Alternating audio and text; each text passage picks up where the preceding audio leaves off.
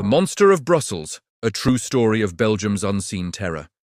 In the mid-1980s, Brussels, Belgium, was shaken by a series of brutal murders targeting young women, their bodies left in parks, canals, and suburban outskirts.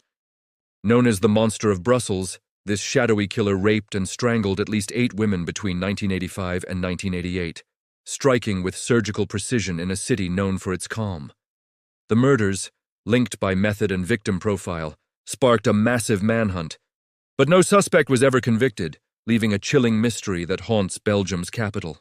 The monster's ability to vanish in a bustling urban hub suggests a predator who knew the city's pulse.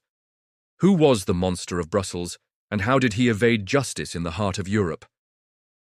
This obscure case, overshadowed by Belgium's later infamy with Marc Dutroux, is a grim tale of fear, loss, and a trail gone cold. The terror began on April 12, 1985, when Sophie Laurent, a 22-year-old student, was found strangled in a park near the Bois de la Cambre, a wooded area in Brussels.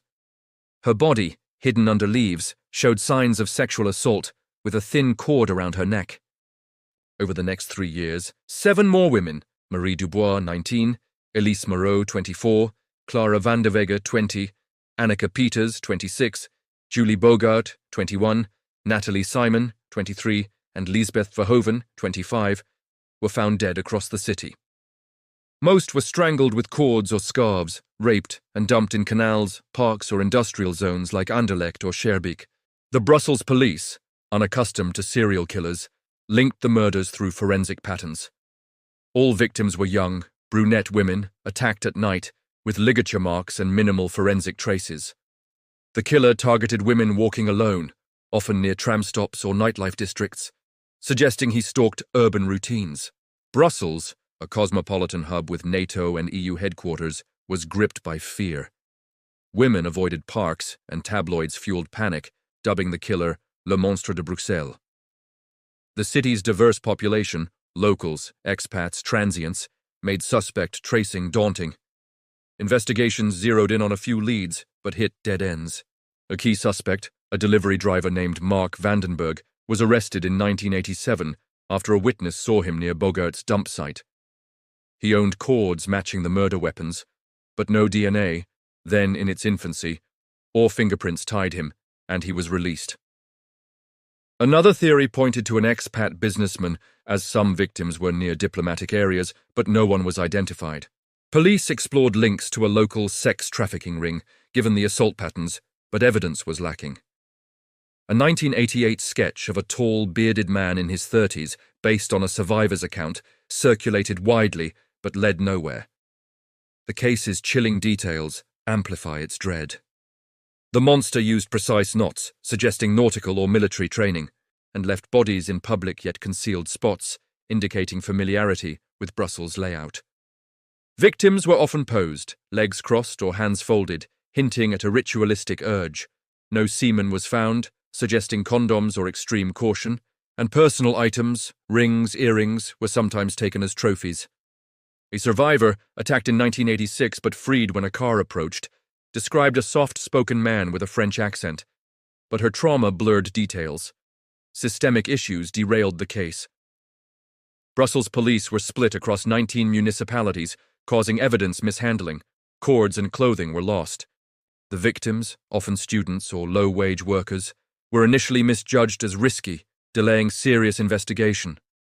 Belgium's linguistic divide, French versus Flemish, hampered coordination, and media sensationalism scared off witnesses. The murders stopped in late 1988, with no explanation. Did the killer die, flee, or go dormant?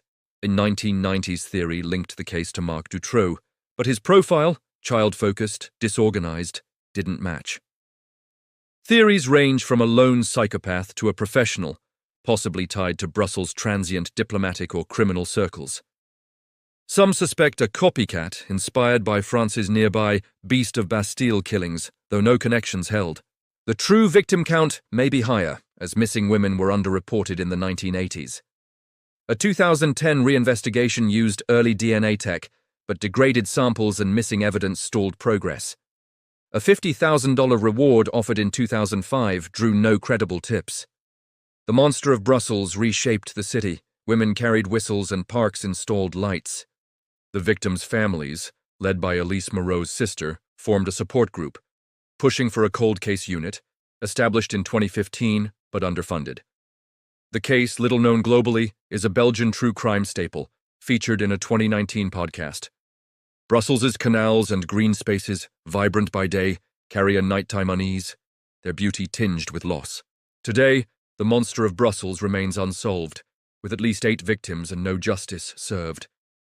The city's cobblestone streets and modern towers hide a killer who walked among them. Was he a local predator, a transient elite, or a secret buried by bureaucracy? The monster's cords, knotted tight, bind a mystery that Brussels cannot untie. If you enjoyed this videos, follow me, like, share and subscribe for more content like this. Thank you.